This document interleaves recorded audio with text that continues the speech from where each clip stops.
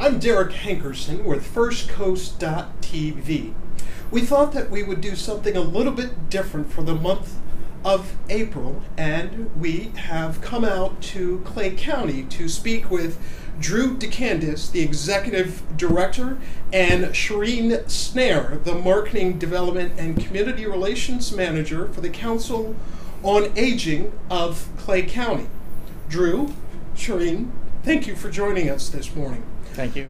Drew, what services do you offer for seniors at the Clay County Council on Aging? Well, we offer a variety of services. We do in-home services, which is services for seniors in their home that are in danger of being institutionalized.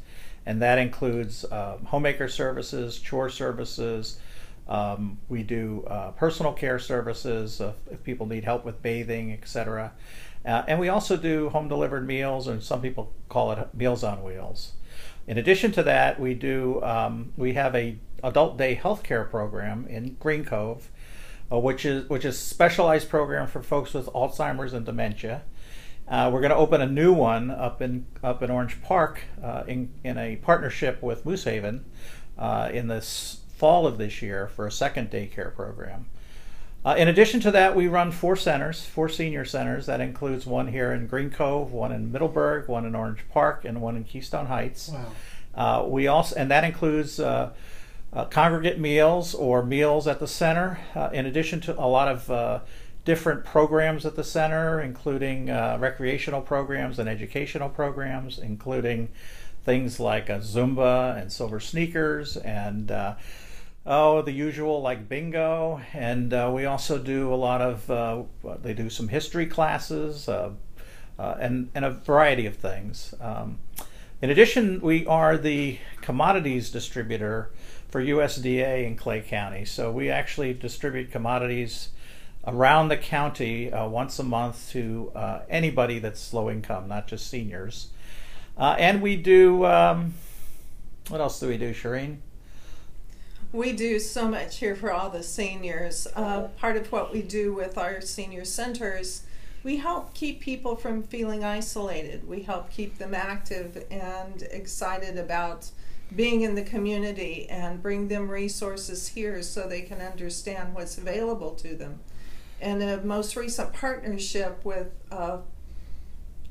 Florida Technical College. First Coast Technical College. That's the one. We're developing a wonderful partnership with them. We're going to be able to bring in some classes that are for the seniors and also driven to bring the community into us. And we'll have those during the day and also the evening.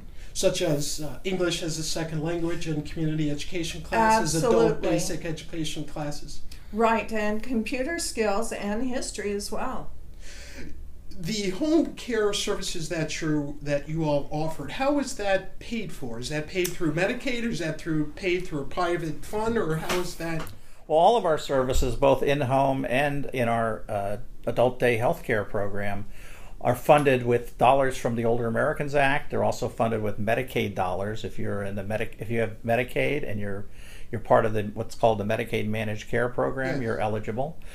In addition to that, we also do private pay. So if you're not eligible under any program, we can do that also. And lastly, veterans. We have a VA contract, and we actually do a lot of service, particularly our daycare service for veterans as well. With such a beautiful facility, are people able to have their weddings and receptions and parties here at this facility? Absolutely, we do have a beautiful facility. And we've had many weddings here. Sometimes we have a celebration of life. We've had graduation parties in the spring. So we are very fortunate that the community is starting to find us and bring their special occasions here. It's a beautiful, beautiful venue.